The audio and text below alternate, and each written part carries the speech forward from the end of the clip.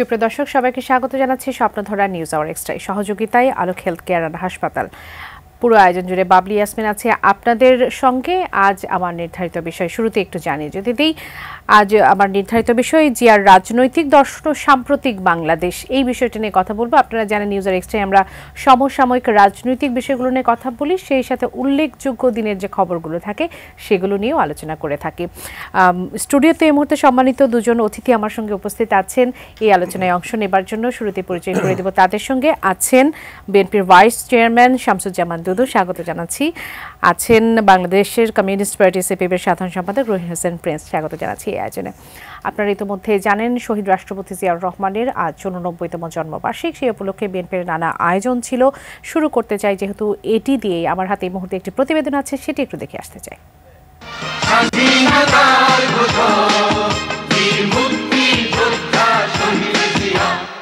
বিএনপির প্রতিষ্ঠাতা বীর মুক্তিযোদ্ধা জিয়াউর রহমানের জন্ম 1937 সালের 19 জানুয়ারি বগুড়া জেলার গাবতলী উপজেলায় বাগমারী গ্রামে। বাবা মনসুর রহমানের চাকরির সুবাদে করাচিতে পড়াশোনা করে তিনি যোগ দেন সামরিক বাহিনীতে। স্বাধীনতা যুদ্ধ শুরুর আগে 1970 সালে তিনি চট্টগ্রামে 8ম ইস্ট বেঙ্গল রেজিমেন্টের সহ অধিনায়ক হিসেবে বদলি হন।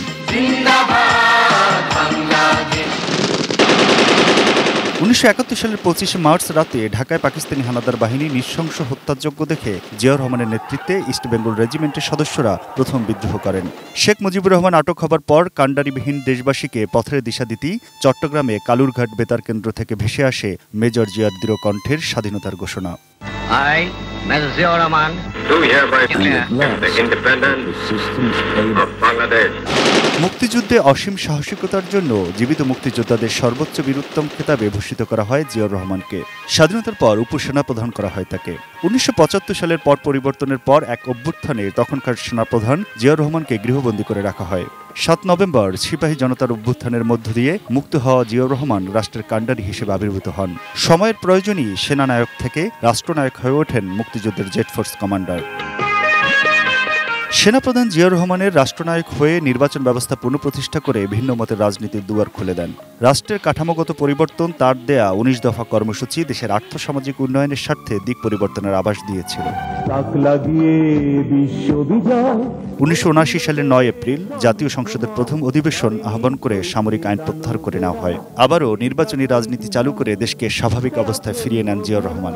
গ্রামকে ভিত্তি করে গড়ে তুলতে হবে, সেই জন্য আপনারা লক্ষ্য করেছেন গত 1-1.5 বছর থেকে আমরা বাংলাদেশের বিভিন্ন এলাকায় গ্রামে গ্রামে ঘুরে বেড়াচ্ছি। দেশের ভঙ্গুর অর্থনীতিকে শক্ত ভিত্তির উপর দাঁড় করানোর পাশাপাশি সশস্ত্র বাহিনীকে চৌকুশ বাহিনীতে রূপান্তর করেন জিয়াউর রহমান। প্রতিবেশী দেশগুলোকে নিয়ে সার্ক গঠন, এমনকি চীন আমেরিকার সাথে সুসম্পর্ক করা এবং মুসলিম দেশগুলোর সাথেও গড়ে তোলেন ভ্রাতৃত্বের বন্ধন। জিয়াউর রহমান সেনানিবাসের অভ্যন্তরে অসংখ্য কূপ প্রতিহত করতে পারলেও সহকর্মীদের প্রতি বিশ্বাসের মূল্য দিতে হয়েছিল। 1981 সালের 30 মে চট্টগ্রাম সার্কিট হাউসে সেনাবাহিনীর একটি অংশের অভ্যুত্থানে নিহত হন জিয়াউর রহমান। জিয়াউর রহমানের মৃত্যুর এত বছর পরেও রাজনীতির নানা কুটচাল মোকাবেলা করে তার প্রতিষ্ঠিত দল বাংলাদেশ জাতীয়তাবাদী দল বিএনপি এখনো মাথা উঁচু করে চলছে। Aminul Islam, ATN news, Dhaka. দর্শক, প্রতিবেদনটি দেখছিলেন। এবার মূল আলোচনায় ফিরতে চাই। জনাব শামসুজ্জামান দুদু, আপনাকে দিয়ে শুরু করি। শহীদ রাষ্ট্রপতি জিয়াউর রহমানের জন্মদিন আজকে, বিশেষ একটি দিন। রাজনৈতিক উত্থান তার জীবনে, যেটি আসলে আপনাদের অভিজ্ঞতা থেকে জানতে চাইব, এবং বর্তমান বাংলাদেশের প্রেক্ষাপটে আসলে তাকে কিভাবে মূল্যায়ন করবেন। জি, আপনাকে ধন্যবাদ। শহীদ জিয়া আমার দৃষ্টিতে একজন সৃজনশীল রাজনৈতিক ব্যক্তি।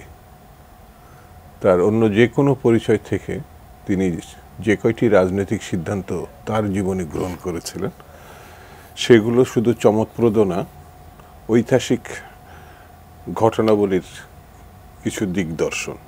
আমি এই নেতার শহীদ জিয়া রহমানের প্রতি আজকে তার 89তম জন্মদিনে শ্রদ্ধা জানাই, তার রুহের মাগফিরাত কামনা করি। শহীদ জিয়া 71 সালেই ওই রিভোল্ট যখন বলেছিলেন, তার মধ্য থেকেই কিন্তু তিনি রাজনীতির যে সর্বোচ্চ ঘটনা অর্থাৎ বিদ্রোহ, তখনকার পাকিস্তানি বাহিনীর বিরুদ্ধে এটা বিদ্রোহ না, অনিয়ম অত্যাচার নির্মমতার বিরুদ্ধে বিদ্রোহ। সেই বিদ্রোহ যাদের দেখানোর কথা ছিল তারা কিন্তু খুব সহজেই আত্মসমর্পণ করেছিল। 25শে মার্চের কাল রাত্রেই তারা দৃশ্যপট থেকে কেউ গ্রেপ্তারের মধ্য দিয়ে সরে গিয়েছিলেন, কেউ পালিয়ে গিয়েছিলেন। ঢাকা শহর রক্তে রঞ্জিত, সারা দেশ তখন রক্তে রঞ্জিত। সেই সময় একজন মেজর তরুণ তার সহকর্মীদের নিয়ে কালুরঘাট বেতার থেকে যখন আমি মেজর জিয়া বলছি বাংলাদেশের স্বাধীনতা ঘোষণা করলাম, যেটা আপনাদের এই টেলিভিশনে সারা দেশের মানুষ দেখল, সেদিনকার প্রেক্ষাপটে এই ঘোষণা যে কতটা হৃদয়স্পর্শী এবং মানুষকে কতটা চাঞ্চল্যতার সৃষ্টি করেছিল, আগ্রহ সৃষ্টি করেছিল এবং বিদ্রোহ একটা পরিস্থিতি সৃষ্টি করেছিল, সেটি যারা শুনেছিলেন তখন তারা কিন্তু ওই সময় বা পরে সেই পরিস্থিতির ব্যাখ্যা করেছিলেন। মুক্তিযুদ্ধকালীন সময়ের যে সরকার তাজউদ্দিন সাহেব যেটা নেতৃত্ব দিয়েছিলেন, তিনিও একসময় স্বীকার করেছিলেন মুক্তিযুদ্ধে প্রাককালে শহীদ জিয়া রহমানের ঘোষণা মুক্তিযুদ্ধকে আলোড়িত করেনি, পথ দেখিয়েছিল। তো আজকের প্রেক্ষাপটে সেই পথ কি আসলে বিএনপি তার পথ সেটিকে আসলে কি ফলো করছে, সেই দেশপ্রেম তার আদর্শ বর্তমান বিএনপি কি সেটি আসলে ফলো করছে? শুধু ফলো করছে বলে ভুল হবে। তার যে 19 দফা, তার যে রাজনৈতিক দল, তার যে দৃষ্টিভঙ্গি, তার যে রাজনৈতিক সংস্কৃতি, এটা যে কতটা সঠিক ছিল, আজকে প্রায় 45-46 বছর একটা রাজনৈতিক দল নানান নির্যাতনে, গত 16 বছরে অন্যান্য রাজনৈতিক দলগুলোকে সঙ্গে নিয়ে ফ্যাসিবাদের যে বিরোধিতা, এই দলে অসংখ্য মানুষ গুম হয়েছে, নিখোঁজ হয়েছে, মারা গেছে, শহীদ হয়েছে, অনেকে ফাঁসের আসামি হিসাবে মানে 1-2 মাস না 16-17 বছর ধরে জেল খেটেছে। প্রায় 60 লক্ষ আসামির পুরোটাই প্রায় বিরোধী দলের, সেখানে বিএনপির উপস্থিতি সিংহভাগ, 2.5 লক্ষ মামলা। এরপরও একটি রাজনৈতিক দল যদি রাজনীতির বিবেচনায় না থাকে তাহলে এইভাবে টিকে থাকতে পারে না। শুধু যে আন্দোলন সংগ্রাম এটা বললে ভুল হবে।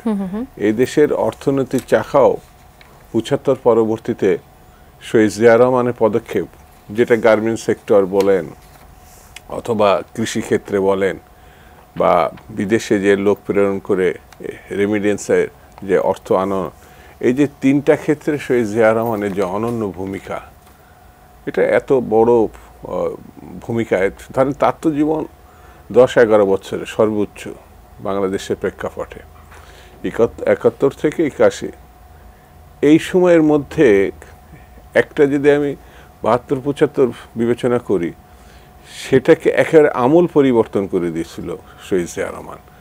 যেটি 72-এ শেখ মুজিবুর রহমান সাহেব ক্ষমতায় যাওয়ার পরপরই রক্ষী বাহিনী গঠন, বিরোধী নেতাকর্মীদেরকে কণ্ঠরোধ করা, একসময় দুর্ভিক্ষের দিকে দেশ চলে যাওয়া, লক্ষ লক্ষ মানুষ না খেয়ে মরা, আর 75-এর 25শে জানুয়ারি আনুষ্ঠানিকভাবে পার্লামেন্টে এক দল গঠন করা, সকল দল নিষিদ্ধ করা, সকল পত্রিকা 4টা বাদে বন্ধ করে দেওয়া, অর্থাৎ মানে মুক্তিযুদ্ধের যে লক্ষ্য, আদর্শ, উদ্দেশ্য তার থেকে পুরোপুরি সরে যাওয়া। ধন্যবাদ। সেই জায়গা থেকে পরবর্তী যে পরবর্তী যে মানে সাফল্য, সেটা তো শহীদ জিয়া রহমানের। জি, ধন্যবাদ জনাব রহিন হোসেন প্রিন্স। আজ যেহেতু শহীদ জিয়ার আসলে জন্মদিন, সেই জন্য আমরা এই প্রসঙ্গ দিয়ে শুরু করেছি। আমরা বলছিলাম যে সাম্প্রতিক বাংলাদেশ নিয়ে কথা বলবো, তিনি আপনার চোখে কেমন সেই বিষয়টি নিয়ে আপনার যদি মূল্যায়ন থাকে সেটি আপনি জানাতে পারেন। আমরা নির্বাচন নিয়ে কথা বলবো, সংস্কার নিয়ে কথা বলবো এবং অবশ্যই সে 15 মাসের রক্তক্ষয়ী যুদ্ধের পর এটাকে কি বলা যায়, 15 মাসের গাজা যে যুদ্ধবিরতি কার্যকর হলো, একেবারে নিঃশেষ হয়ে যাওয়ার দ্বার প্রান্তে ছিল একটা সেই বিষয়টি নিয়ে আমরা আসলে আলোচনা করার চেষ্টা করব। এখন মূল্যায়নটা আপনার কাছ থেকে শুনবো। সেই সাথে নির্বাচন নিয়ে নানান প্রশ্ন উঠছে। আমরা ঐক্যের কথা বলে আসছিলাম 5 আগস্টের পর থেকে, কিন্তু নির্বাচন প্রশ্ন যখন আসছে, সাথে সাথে সংস্কারের প্রশ্ন যখন আসছে, তখন সেখানে অনৈক্যের সুর দেখতে পাচ্ছি। নানা দিক থেকে নানাভাবে আসলে সেই মন্তব্য আসছে। সেই অনৈক্য কেন? সেখানে যখন বলা হচ্ছে, মির্জা ফখরুল ইসলাম আলমগীর যেমনটি বলেছেন যে সংস্কারও চলবে, নির্বাচনে হবে, যে সরকার আসবে তারা সংস্কারগুলো এগিয়ে নেবে, এবং আমাদের পক্ষ থেকে বলতে পারি আমরা প্রয়োজনীয় সংস্কার এগিয়ে নিয়ে যাব। কিন্তু কেউ কেউ আবার বলছেন যে সংস্কার না করে যদি নির্বাচন করা হয় সেটি তো আত্মঘাতী হয়ে যাবে। আপনার সেই বিষয়ে মন্তব্য জানতে চাইব। ধন্যবাদ আপনাকে, যদু ভাইকে ধন্যবাদ জানাই, যারা শুনছেন শুভেচ্ছা জানাই। আমি আসলেই ধরেন মূল্যায়ন তো একটা বড় ব্যাপার, সেটা এখন আমি এদিকে যেতে চাই না, শুধু এই কথাটুকু মন্তব্য করতে চাই, এটা মনে রাখা দরকার। কারণ সূচনা, এখানে আপনি মুক্তিযুদ্ধের কথা এসে যদু ভাই বলেছেন, যদি বলেন যে এই সময় আমাদের জাতির জীবনে তো একটা অনন্য ঘটনা মহান মুক্তিযুদ্ধ, এবং মুক্তিযুদ্ধ নিয়েও আমি মূল্যায়নে যাচ্ছি না, এটা তো আমাদের উপরে চাপিয়ে দেওয়া হয়েছিল। নিরস্ত্র বাঙালি শব্দটা প্রচলিত বলেই বললাম, কিন্তু বাঙালি আদিবাসী পুরো জনগোষ্ঠীর উপরে। ঠিক সেই সময়ে আপনি একজন তরুণ মেজর, সেনার মানে মেজর টেজর হয়তো মানুষ বুঝবে না, কিন্তু বুঝবে যে একজন সেনা কর্মকর্তা বা যাই বুঝুক না কেন, সে এসে একটা রিভোল্ট করছে, তার কণ্ঠে বঙ্গবন্ধুর পক্ষেই মুক্তিযুদ্ধের যে ঘোষণা, সেটাই তো আমি শুনেছি। কারণ তখন তো আমরা আরও ছোট, যারা মুক্তিযুদ্ধে গেছে তাদেরকেও বিশেষভাবে উদ্বেলিত করেছিল। সেটাই তো একটা অনন্য ঘটনা। এইটা গেল এক। দুই হচ্ছে, তিনি তো খেতাবপ্রাপ্ত, মুক্তিযুদ্ধে একটা সেক্টরে দায়িত্ব পালন করেছেন, সুতরাং সে বিষয়টা একটা অনন্য বিষয় হিসেবে দাঁড়ায়। আরেকটা হচ্ছে, আমি এবার টেনে নিয়ে এসে যদি বলি, এখনকার প্রেক্ষাপটের আলোচনার যদি আসেন, সেটা হচ্ছে দেখেন আমরা সব মিলাই কিন্তু গণতন্ত্রের কথা বলছি, এবং গণতন্ত্র মানে কিন্তু এটা একটা বহুল প্রচলিত শব্দ, যে আসলে বহু মত, বহু পথ, বহু দল, সাধারণভাবে এইটার সমন্বিত জায়গাটাই তো গণতন্ত্রের বিউটি। তা সেই জায়গাটাই তো 75-এর 15ই আগস্টের একটা হৃদয় বিদারক ঘটনা, একটা কুদেতা, তারপরে এসে দাঁড়ালো তার আগের ঘটনা যদি বলি যে বাকশাল। হ্যাঁ, বাকশালের কর্মসূচি নিয়ে কোশ্চেন আছে, তার কতগুলো পজিটিভ দিক আছে, সেটা অন্য আলোচনা, কিন্তু একদল তো কেউ গ্রহণ করে নাই। এমনকি আওয়ামী লীগকেও বঙ্গবন্ধু কি বলে বাতিল করে দিয়েই নতুন দলের কাজটা করলো, সেটাও আমি আলোচনায় যাচ্ছি না, মানে ওইটা মূল্যায়নে যাচ্ছি না, কিন্তু বলছি, কিন্তু তারপরে মানুষের যে আকাঙ্ক্ষা ছিল, গণতন্ত্রের আকাঙ্ক্ষা, সেই গণতন্ত্রের আকাঙ্ক্ষাটা তো সূচনা ওনার সময় সহ এই কাজটা করেছে। তো সেই বিবেচনা থেকে এখনকার প্রেক্ষাপটে যদি বলি, আপনি তো তাহলে দেখেন এই যে কত আপনি যে বছরগুলোর কথা বললেন, এই বছরগুলোতে আমি নিকট অতীতের কথাই বলছি, যে সংকটটা দাঁড়ালো, সেটা কিসের? প্রধান সংকটটা দাঁড়ালো তো গণতন্ত্রের সংকট। আপনি ধরেন আমরা আমাদের বামপন্থীদের বিবেচনায় হয়তো বলি যে ইকোনমিক সংকট ছাড়া কোনো সংকট উত্তরণ করা যাবে না, অর্থনীতির দুর্বৃত্তায়ন রেখে রাজনীতির দুর্বৃত্তায়ন রোধ করা যাবে না, সেটা অন্য আলোচনা, তাত্ত্বিক আলোচনার মধ্যে যেতে পারেন বা তার বাস্তব ভিত্তি আছে। কিন্তু মানুষের কাছে প্রতিবাদ কি? যে ভাই, ক্ষমতায় থাকতে গেলে সংবিধানে আছে প্রত্যক্ষ ভোটে নির্বাচিত প্রতিনিধিদের থাকতে হবে, আমি ভোট দিয়ে নির্বাচিত করব, যদি ভুলও করি আগামী ভোটে দেখে নেব, তাতে করে ভয়ে থাকবে এবং এই জায়গাবে। সেইটাকে যখন ধ্বংস হয়ে গেল, তার মানে গণতন্ত্রের লেশ মাত্র থাকলো না। আর যারা ক্ষমতায় ছিল তারা তথাকথিত উন্নয়নকে সামনে এনে যে ক্ষমতাকে আরও দীর্ঘায়িত করতে হবে যদি ওই ধারা রক্ষা করা যায়, এবং সেইটা করতে যে তাকে ব্যক্তিতন্ত্র, গোষ্ঠীতন্ত্র, পরিবারতন্ত্র কায়েম করতে হইলো, কর্তৃত্ববাদ কায়েম করতে হইলো, স্বৈরাচারী হতে হলো, এমনকি ফ্যাসিস্টিক শাসনে চলে যেতে হলো। সর্বশেষ ক্ষমতায় থাকার চেষ্টা করার জন্যে গণহত্যার মতো কাজ করার জায়গায় যেতে হলো। তাহলে এইরকমটা ভয় অবস্থা। তো ঠিক আছে, তাহলে সেইটার পরে মানুষের আকাঙ্ক্ষাটা কি? মানুষের আকাঙ্ক্ষা তো একটা ভোট দিতে পারে নাই, সেই আকাঙ্ক্ষা গণতন্ত্রের আকাঙ্ক্ষা।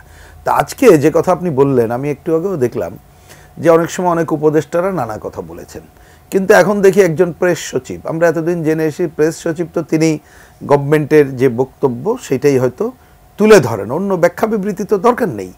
তিনি অ্যাগ্রেসিভলি যে যদি বেশি চান তাহলে পরে, কম চাইলে আগে। তো আমি তো এটাই বুঝি না, সংস্কারের কম বেশি বলে কোনো কথা নেই। সংস্কার সংস্কার, আজকে যেটা সংস্কার করব, পরশুদিন সেটার আরও একটু উন্নত ফর্মে যাব, মানে এটাও সংস্কার হবে। তা আমি করব কি? সংস্কার তো শেষ বলে কোনো জিনিস নেই সংস্কারের, সংস্কার তো চলতেই থাকবে। তো এটার পরিষ্কার বক্তব্য হচ্ছে যে যেহেতু গণতন্ত্রের আকাঙ্ক্ষা বাস্তবায়ন করতে হবে, নির্বাচনের জন্য সুনির্দিষ্ট টাইম ঘোষণা করতে হবে। কথার কথা, এটা আলোচনায় আসছে, আমরাও বলেছি যে ডিসেম্বরের অনেক আগেই সম্ভব। আমি দেখলাম বিএনপির দিক থেকে বলা হয়েছে জুলাই আগস্টে। ঠিক আছে, জুলাই আগস্টে বা সেপ্টেম্বরে একটা ডেট ঘোষণা করেন। ওই ডেট ঘোষণার আগে 6 মাসে আমার বিবেচনায় যথেষ্ট সময় নির্বাচন ব্যবস্থার আমূল সংস্কার করে নির্বাচন। আমরা কিন্তু সংস্কার ছাড়া নির্বাচন চাচ্ছি না, যে অন্ততপক্ষে টাকার খেলা থাকবে না, পেশি শক্তি মুক্ত হবে, সাম্প্রদায়িক প্রচার প্রচারণা মুক্ত হবে এবং প্রশাসনিক কারসাজি মুক্ত হবে। এইটা খুবই করা সম্ভব। একই সাথে আমরা দৃঢ়ভাবে মনে করি আমি যদি ওই টাইম ফ্রেমটা করতে পারি, এই যে হাতে সময়, আমাদের বিভিন্ন প্রতিষ্ঠান যেগুলো ধ্বংস হয়ে গেছে, ধরেন জনপ্রশাসন, পুলিশ বা আমাদের অন্য কতগুলো সংস্কারের কাজ করতে হবে, তার জন্য যে সময় আছে এই সময় আমরা ঐক্যমতের ভিত্তিতে যতটুকু রাজি করা যাবে, কারণ ঐক্যমতের বাইরে তো আপনি পারবেন না, ততটুকু শুরু করা কিন্তু খুবই সম্ভব। তার মানে একই সাথে নির্বাচনের টাইম লাইন করার সাথে সাথে সংস্কারের কাজও করা সম্ভব। এইটা যারা ক্ষমতায় যাবে তারা যদি না করে জনগণের উপরে ছেড়ে দেবে, জনগণই তার বিচার হবে। জনাব শামসুজ্জামান দুদু, একই বিষয় নিয়ে আপনার কাছে জানতে চাই, মানে সংস্কার করা নিয়ে যখন এই যে সংশয়, নির্বাচনের সঙ্গে সংস্কার এই সরকারকে অন্তর্বর্তীকালীন সরকারকেই করে যেতে হবে, নির্বাচিত সরকার সেটি করবে না, কেননা গত 53 বছরে সেভাবে কেউ সংস্কার করেনি, এই প্রশ্নগুলো আসলে কেন আসছে, আর সেই বিশ্বাসের জায়গাটুকু কেন নির্বাচিত সরকারের উপর নেই? না না, আস্থা আছে, বিশ্বাস আছে, না হলে মানুষ এত রাস্তায় নামলো কি করে? এটা তো কোনো রাজনীতির বাইরের লোকরা এসে এখানে রাস্তায় নামেনি। গত 16-18 বছর ধরে বিএনপি সহ সকল রাজনৈতিক দল, সকল ছাত্র সংগঠন, এরা বুকের রক্ত দিয়েছে, গুম হয়েছে, নির্যাতন ভোগ করছে, জেল খাটছে। তো এদের প্রতি মানে আস্থা জনগণের বা মানুষের ছিল বলে তারা কিন্তু রাস্তায় নামছে। এবং যেসব ছাত্ররা, ছাত্র জনতা যে কথাটা বলা হচ্ছে গত 1 মাসে, এরা তো ছাত্র জনতারই অংশ, তারা তো অন্য সেক্টর বা অন্য জায়গা থেকে আসে না। এবং দেখা যাবে যারা নেতৃত্বের আসনে চেয়ারে বসছিল, অন্য ছাত্র সংগঠনগুলো ঐক্যের প্রশ্নে তাদেরকে সাপোর্ট দিছে এবং মেনে নিছে। অন্য ছাত্র সংগঠনে মানে এ পর্যন্ত যা আন্দোলন হয়েছে, ছাত্রদল, ছাত্র ইউনিয়ন বা শিবির বা অন্য যারাই ওখানে ছিল, তারা কেউ তাদের ছাত্র সংগঠনের ব্যানার নিয়ে ওখানে যায় নাই, কিন্তু সবাই তারা ওখানে ছিল। তো আস্থাটা তো আমার প্রশ্নটা ছিল সংস্কার নিয়ে সংশয় কেন, যে নির্বাচিত সরকার এসে সংস্কার করবে না? না না না, এটা ছিল। তো সরকার যে দলেরই সরকার আসুক না কেন, বড় দল হিসাবে হয়তো বিএনপির সম্ভাবনাটা বেশি মনে করা হচ্ছে, কিন্তু বিএনপি তো একটা রাজনৈতিক দল এবং এই প্রথম সে ক্ষমতায় যাবে না। যদি যায়, এর আগে 2-3 বার অতীতে তারা রাষ্ট্র পরিচালনা করছে এবং যে রাষ্ট্র পরিচালনা করছে সেগুলো যদি ব্যাখ্যা দিতে চাই একটু সময় লাগবে, কিন্তু সবগুলো পজিটিভ। 2-4টে ব্যাপারে হয়তো সমালোচনা থাকতে পারে, কিন্তু তাদের যে রাষ্ট্র পরিচালনা, শিক্ষা ক্ষেত্রে, শিল্পর ক্ষেত্রে, নারীর ক্ষেত্রে, এটা মানে অতুলনীয় ভূমিকা। এবং তার যে সর্বশেষ নেত্রী ছিলেন বেগম খালেদা জিয়া, তিনি তো নিজে আপসহীন হিসাবে পরিচিত, জেল খেটেছেন, কিন্তু এই যে সর্বশেষ আরেকজন নেত্রী, ওইভাবে পালাতে হয়নি, তো পরাজিত হয়েছেন নির্বাচনে, কিন্তু এইভাবে পালানো লাগেনি। আস্থাটা আছে, কিন্তু কিছু কিছু মহল, বিশেষ মহল, তারা তাদের মতো করে রাজনৈতিক দলকে মানে অপরাধীর কাঠগড়ায় দাঁড় করাতে চান। এই যে একজন মহিলা আছেন, কি বলে, উপদেষ্টা, 51-53 বছর কিছু হয় নাই বলে ফেলছিলেন, রাজনীতিবিদরা কিছু করে না, করলে আমাদের কেন করতে হচ্ছে? হ্যাঁ, রাজনীতিবিদরাই তো বাংলাদেশ সংগ্রাম করছে, আন্দোলন করছে, মুক্তিযুদ্ধের নেতৃত্ব দিয়েছে। সকল শ্রেণী পেশার ভিতরে রাজনীতিবিদদের যে ভূমিকা, সেই ভূমিকা যদি উনি চোখে না দেখতে পারেন, সেটা তো আমার রাজনীতিবিদদের সমস্যা না। 52 সালে ভাষা আন্দোলন থেকে যদি আমি একটা একটা করে এদিকে নিয়ে আসি, তাদেরও এই যে চেয়ার দিয়েছে, এটাও রাজনীতিবিদদেরই আন্দোলনের একটি ফসল। এটা কোনো পরিবেশবাদীরা আন্দোলন করে তার চেয়ার দেয় নাই, পরিবেশবাদীরা। আর এখানে পরিবেশবাদী যে আন্দোলন হয়, সেটা বিশেষ একটি অংশের আন্দোলন হয়, আর সামগ্রিক আন্দোলন রাজনীতিবিদরাই করে। সেই জন্য রাজনীতিবিদদের, হ্যাঁ, এটা বলতে পারেন যে শ্রেণী পেশার বিভিন্ন রাজনীতিবিদ আছে, তারা 100 ভাগই সফল কিনা কেউ কোনো সংগঠন দাবি করেনি 100 ভাগই তারা সফল, সে সমালোচনা আছে। সেই জন্য তাদেরকে ছোট করে মূল্যায়ন করে কোনো দেশ রাজনীতির বাইরে পরিচালিত হয়েছে এটা যদি কেউ ভাবে তাহলে বুঝতে হবে অন্যদিকে যাচ্ছে দেশ, অন্যদিকে যাচ্ছে। যেমন গত 16 বছরে রাজনীতি কাজ করেনি বলেই কিন্তু আজকে দেশের এই পরিণতি, এই অবস্থা। আপনারা যখন আসলে জুলাই আগস্টে নির্বাচনের সময়টুকু আপনারা মনে করছেন যে এই সময়ে নির্বাচন করা সম্ভব, সেটি কি তাড়াহুড়ো হচ্ছে না? যেহেতু এই সরকার একটা আলটিমেটাম টাইম দিয়েছে যে এই বছরের শেষ নাগাদ বা সামনে বছরের, মানে যে পর্যাপ্ত সংস্কারের কথা আপনারা বলছেন, আপনারা শুরু থেকে বলেছেন এই সরকারকে আমরা আসলে সব ধরনের সাপোর্ট দিয়ে যাচ্ছি, সেটি সরকারের প্রেক্ষাপটে তাড়াহুড়ো হয়ে যাচ্ছে কিনা? একজন দর্শক আছেন, তার প্রশ্নটি একটু নিয়ে আসতে চাই। দর্শক স্বাগত জানাচ্ছি, কে বলছেন, কোথা থেকে বলছেন, আপনার প্রশ্নটি করবেন।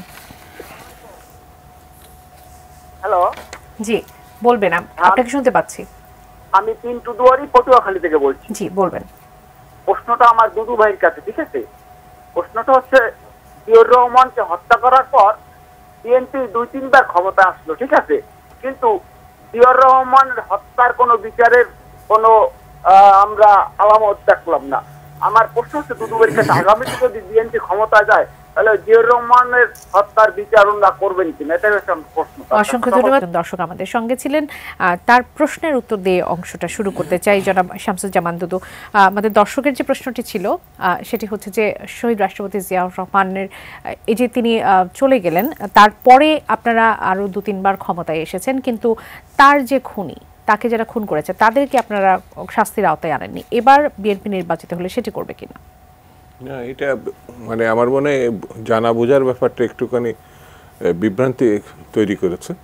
সেই জিয়া রহমানের মৃত্যুর পরে সামরিক, উনি তো সামরিক যারা খুন করেছিল, যারা তার গার্ডে ছিল বা নিরাপত্তার বেষ্টনী ছিল, তাদের যে ভূমিকাটা ছিল সেটা রহস্যজনক এবং সেটির বিচার তখন হয়েছিল এবং সেটি সামরিক আদালতে বিচারের পরে এটা আবার সিভিল কোর্টে আপিল করে, যারা দণ্ডপ্রাপ্ত হয়, বেশ কিছু ফাঁসির অর্ডার হয় এবং তাদের হাইকোর্টে মানে কি বলে ওটাকে বিচার পূর্ণ বিবেচনার জন্য আবেদন করে, কিন্তু সেই জায়গাটাই আদালত তাদের আবেদন গ্রহণ করে নাই এবং তাদের কিন্তু ফাঁসিও হয়েছে অনেকের। এই বিষয়টি কিন্তু জানে না। সেই সময় বিচারপতি সাত্তার সাহেব ভারপ্রাপ্ত রাষ্ট্রপতি ছিলেন। তারা ওই যারা ফাঁসি হয়েছিল তাদের পরিবাররাও কিন্তু বিএনপির নেত্রীর কাছে, তখনও তিনি বিএনপিতে আসেননি, তখন তার কাছে গেছেন, অন্যদের কাছে গেছেন। সম্ভবত ডক্টর কামাল হোসেন সাহেবও হাইকোর্ট, সুপ্রিম কোর্টে ওই যারা মানে দণ্ডিত ঘোষিত হয়েছিল তাদের পক্ষ কথা বলার চেষ্টা করেছেন, একেবারে বিচার হয়নি। তো উনি যে বিচারটা দেখছেন, মানে শেখ মুজিবুর রহমান সাহেবের বিচার, রাজনৈতিকভাবে কোর্টকে দখল করে নিয়ে, ওই ধরনের বিচার হয়তো উনি প্রত্যাশা করতে পারেন।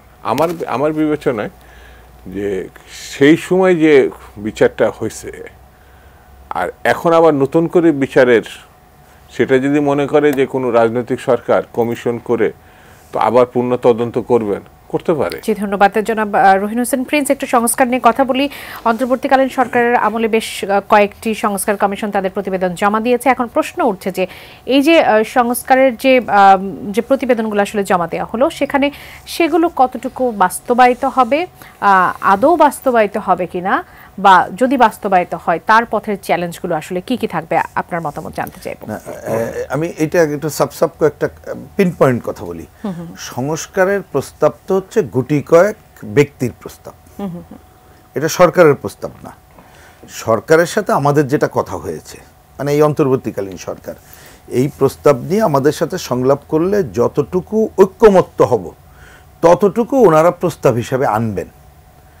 এটা ওনার সাথে একেবারেই পাক্কা আমি দায়িত্ব নিয়েই কথা বলছি। মানে উনি যেটা বলেছেন যদি উনি রক্ষা করেন, এবং সেটাই হওয়া উচিত, কারণ এটা রক্ষা না করলে কেউ মানবে না, আমাদের তো প্রশ্নই ওঠে না। তাহলে যতটুকু ঐক্যমত্য হব, তাহলে আলোচনা হোক, তখন দেখা যাবে।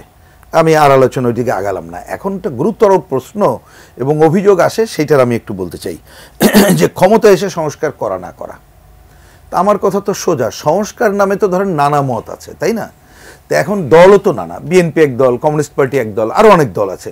তো ধরেন সংস্কার আমরা বলে দিলাম 1, 2, 3, 4 এই 10টা করতে চাই, বিএনপি মনে করে এই 10টা করতে চাই। এখন এটা জাজ করবে কে? জনগণ। আমরা যার যারটা তুলে ধরবো যে আমি ক্ষমতায় গেলে এই কাজ করব। যেমন ধরুন আমাদের একটা কর্মসূচি আছে যে বিপ্লবী গণতান্ত্রিক পরিবর্তনের কর্মসূচি, 17টা পয়েন্ট আমাদের আছে। আমরা সম্প্রতি জানি ওনাদেরও এরকমের আছে। তা জনগণ ঠিক করবে, জনগণ গেলে জনগণের কথা যাকে ভোট দেবে তারাই এটা করবে। যদি সেই কথা না কাজ শুরু শেষ না করে জনগণই দেখবে, এই তো শেষ বিচার।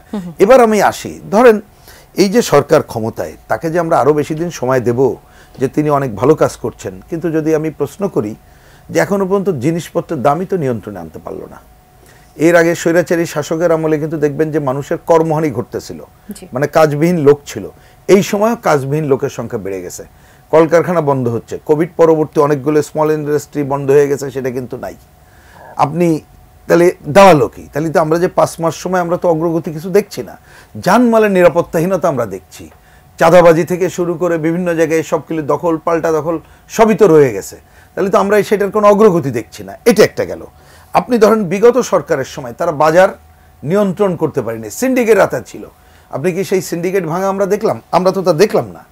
দুর্নীতির একটা শ্বেতপত্র প্রকাশিত হলো গতকাল, এইটা নিয়ে দিনভর প্রোগ্রাম হয়ে গেল, আমিও সেখানে ছিলাম, অন্যরাও ছিল। আমি দেখলাম যারা এটা তৈরি করেছেন থেকে শুরু করে যারা ছিলেন, দেশের বোদ্ধা এবং রাজনৈতিক দলগুলোর নেতারা ছিলেন, সবাই ক্ষোভ প্রকাশ করছে। যে আমার তো ধারণা 400 পাতার যে বই অনেকে উল্টায়ও দেখে নাই, আমরা হয়তো রাজনৈতিক কর্মী হিসেবে দেখেছি, কোনো ভূমিকা নেই। আমি যদি প্রশ্ন করি স্বৈরাচারের আমলে অর্থ সংকট হলে কি কি করতে, একটা সহজ দেখা গেছে, পাচার তো আছেই। পাচারটা না হয় আমি আলোচনার জন্য সময় নাই বলে করলাম না। অর্থ সংকট হলে টাকা ছাপাতো, অর্থ সংকট হলে IMF ওয়ার্ল্ড ব্যাংকের কাছে টাকা নিয়ে ওদের শর্ত মানত, অর্থ সংকট হলে জনগণের উপরে ট্যাক্সও বসাইতো। এখন মানুষের দুরবস্থা, এই সরকার কি করলো? একই ঘটনা ঘটলো, কিন্তু দেখেন টাকা ছাপালো।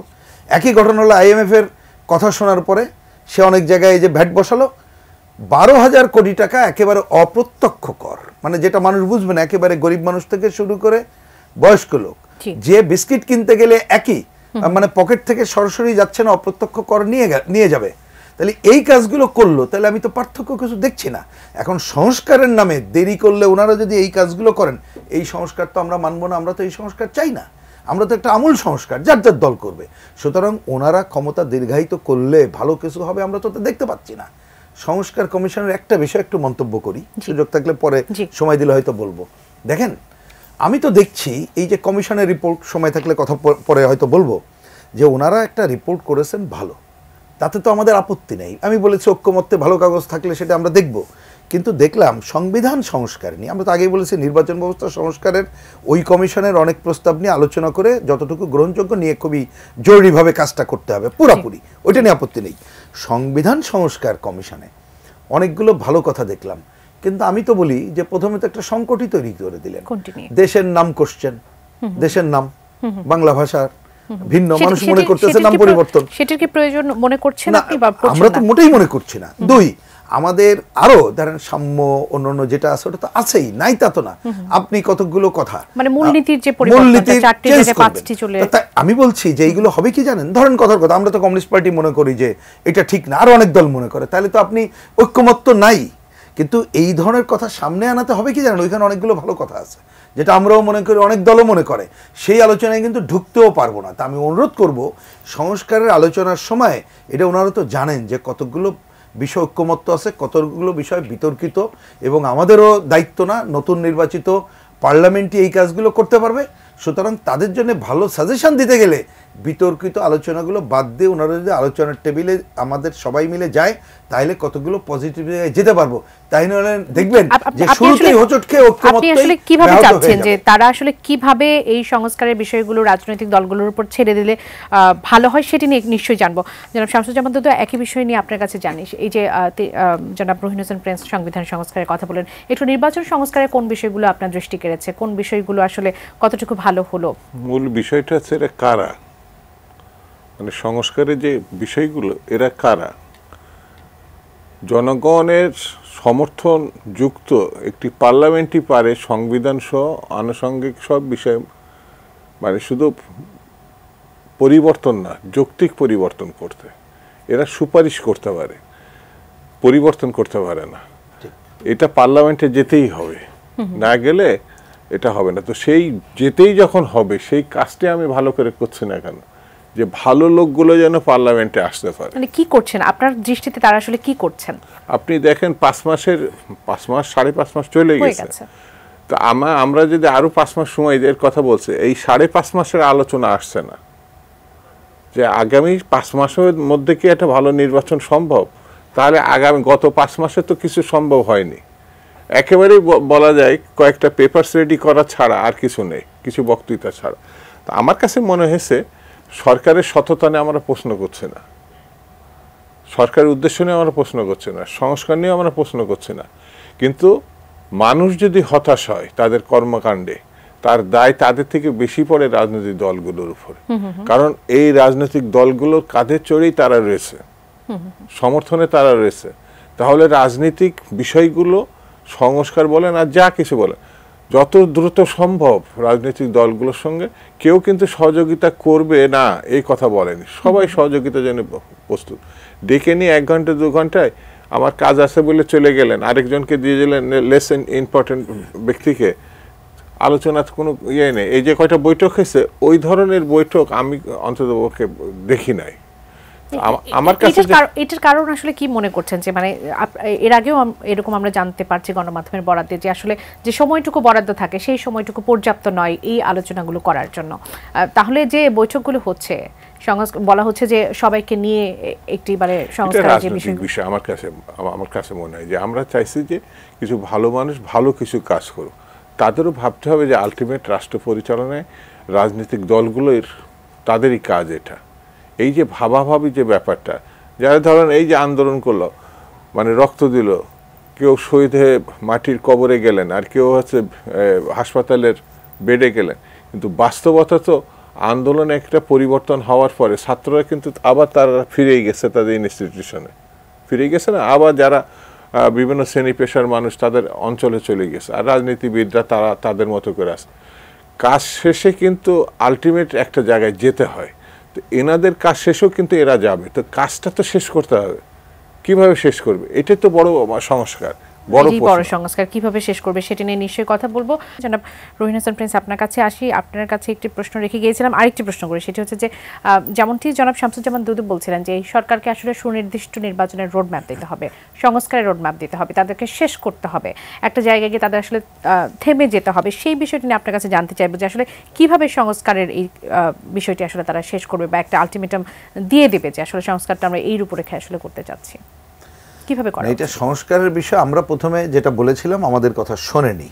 আমি সেই ধারাটা যদি বলেছিলাম যে ঠিক আছে, আপনি যে কটা কমিশন করছেন এই কমিশনকে যে সময় দিচ্ছেন তাদেরকে বলেন যে তারা যাতে রাজনৈতিক দলগুলো এবং অন্য শ্রেণী পেশার মানুষের সাথে কথা বলেই তারা যদি প্লেস করতো, তাহলে হতো কি যে আচ্ছা আমরা কথা বলেছি, ধরে নেন কেউ বলল যে আমি 85টা মত দিয়েছি পয়েন্টে, তা বলতে পারতো যে এই 85-র মধ্যে এই 15টা মতে সমস্ত রাজনৈতিক দল ঐক্যবদ্ধ আছে, তারপরে কথার কথা এই কয়টা দল এবং এই বেশি এই আছে, তাইলে ওনাদের জন্য কিন্তু সুবিধা হতো জিনিসটাকে বাছাই করার জন্য। যেহেতু করেননি, আমি এখন বলবো, ওই যে বললাম যে প্রথমে নির্বাচনের একেবারে সুনির্দিষ্ট তারিখ ঘোষণা করুক, করেই প্রথম আলোচনা একই সাথে চলতে থাকবে। তার মধ্যে হচ্ছে নির্বাচন ব্যবস্থা সুষ্ঠু করার জন্যে যে নির্বাচন কমিশনের হাতে যে ক্ষমতা তার মধ্য থেকে কতটুকু করা যায়, কারণ সংবিধান সংশোধন এবং এটা অন্যান্য প্রবলেম, তোর মধ্যে না ঢুকে যেটা করা যায় আমাদের ধারণা এটা অনেক বেশি সম্ভব সুষ্ঠু নির্বাচনের জন্য, এইটার জন্য খুব বেশি দূর দৌড়াইতে হবে না, তাহলে ওই কাজ করবে। আর বাকিগুলো আলোচনা শুরু করার পর ওই যে বললাম যতটুকু ঐক্যমত্য হয় তার জন্য যতটুকু সম্ভব করবে। তার মধ্যে অগ্রাধিকার দিই আমরা জনপ্রশাসন, অগ্রগতিতে গিয়ে পুলিশ সংস্কার, অগ্রাধিকার দিই দুদকের কাজটা শুরু করা, এইগুলোই করেন।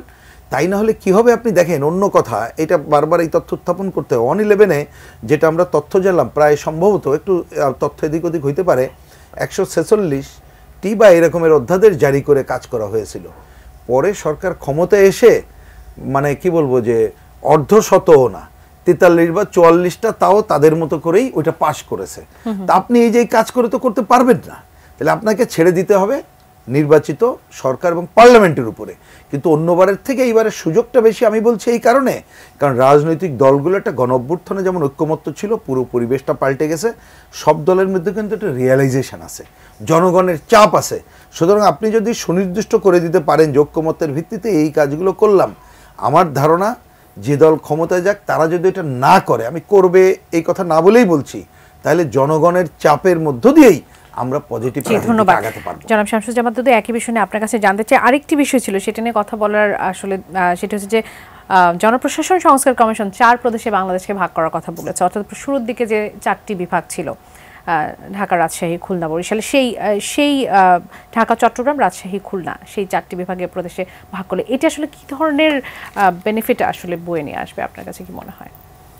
55,000 বর্গফিটের মধ্যে আমাদের দেশটা, তো এটাকে যদি প্রশাসনিক ধরেন বিভক্তির মধ্য দিয়ে যদি 4টি প্রদেশ হিসাবে আমি ধরি, সেটি যে মাথাভারী যে অর্থনৈতিক বিষয়টি আসবে, আর মানে সেটা আমরা 4টা আরও পার্লামেন্ট করায়, মানে প্রাদেশিক গভর্নমেন্ট তৈরি করা, তো এগুলো আমার মনে হয় একটা রাজনৈতিক দল ক্ষমতা আসলে পার্লামেন্টে এটা চুলচেরা বিশ্লেষণ করে প্রস্তাব তারা দিছে, এটার কতটা গ্রহণযোগ্যতা আছে। যেমন প্রশাসনিক একটা ওই যে আদালত বিভক্তকরণ করেছিল এরশাদ সাহেব, পরে দেখা গেছে যে আদালত সংশ্লিষ্ট বা আইন বিষয়ে যারা সংশ্লিষ্ট তারা পরে মনে করছিলেন যে না, এটা এখন প্রয়োজন নাই। আবার সেই খুলনা ডিভিশনের হাইকোর্ট বা চট্টগ্রাম ডিভিশন হাইকোর্ট এটা কিন্তু আবার বন্ধ করে নিয়ে আনা, মানে ঢাকায় আনতে হয়েছে। তো এই সংস্কার বিষয়গুলো প্রস্তাবনা ঠিক আছে, তারা এটা করছে। একটু ছোট করে একটু জানবো যে দ্বিকক্ষিত বিশিষ্ট যে সংসদের কথা আপনাদের 31 দফাতেও ছিল, এই প্রস্তাবনাতেও এসেছে, সেখানে সুফলটা আসলে কি আসবে? কেননা এখানে তো আসন সংখ্যা বেড়ে যাচ্ছে, ব্যয় তো বেড়ে যাবে অনেক বেশি। না না, এই বিষয়টা দ্বিকক্ষ মানে 31 দফা যে আমরা শুধু বিএনপি 31 দফা বিএনপি, এটা কিন্তু ঠিক না। এটা কিন্তু পর্যায়ক্রমে সমস্ত রাজনৈতিক দল ব্যাপকভাবে আলোচনার ভিত্তিতে, এটা কিন্তু প্রথমে 20-30 ছিল বেগম খালেদা জিয়ার, তারপরে 27 দফা ছিল আমাদের, এটাকে বাড়তে বাড়তে সংশোধন হতে হতে 31 দফা, কম বেশি কিন্তু এটা জাতীয় সনদ বলা যায় আমার বিবেচনায়। এবং এই কথাও বলা হয়নি 31 দফা মানে 31 দফায়, এটা আরো সংস্কার হতে পারে। তো এটা যদি নিয়ে যায়, আমরা কিন্তু জবাবদিহিমূলক একটি সরকারি ব্যবস্থা তৈরি করতে হবে। অর্থাৎ আমরা যাই করি না কেন আবার 5 বছর পরে মানুষের সামনে গিয়ে দাঁড়াতে হবে। এই জায়গাটা যদি না থাকে, মানুষও তখন বলবে তুমি এই বলে ভোট নিছিলা, এই করবা সেই করবা, ওইটা বলো আগে করছো কিনা। তো আজকে তাদের প্রতি আমাদের সমর্থন, এই সরকার আমাদেরই সরকার, কিন্তু তাদেরও আবার রাজনৈতিক দলগুলোর উপর সমর্থনটা, বিশ্বাসটা, আস্থাটা থাকতে হবে। তারা যদি মনে করে সবই তারা করে যাবে, তাহলে রাজনৈতিক দলের দরকারটা কি? এই দৃষ্টিভঙ্গিটা আমার মনে হয় ঠিক না। অসংখ্য ধন্যবাদ জনাব শামসুজ্জামান দুদু, ধন্যবাদ জনাব রহিন হোসেন প্রিন্স আমাদের আয়োজনে যুক্ত হওয়ার জন্য। দর্শক, এতক্ষণ আপনারা যারা আমাদের সঙ্গে ছিলেন, এটিএন নিউজের সঙ্গে থাকুন, নিউজ আর এক্সট্রার সঙ্গে থাকুন। আগামী পর্ব দেখার আমন্ত্রণ জানাই, যেখান থেকে বিদায় নিচ্ছি। ধন্যবাদ সবাইকে, শুভরাত্রি।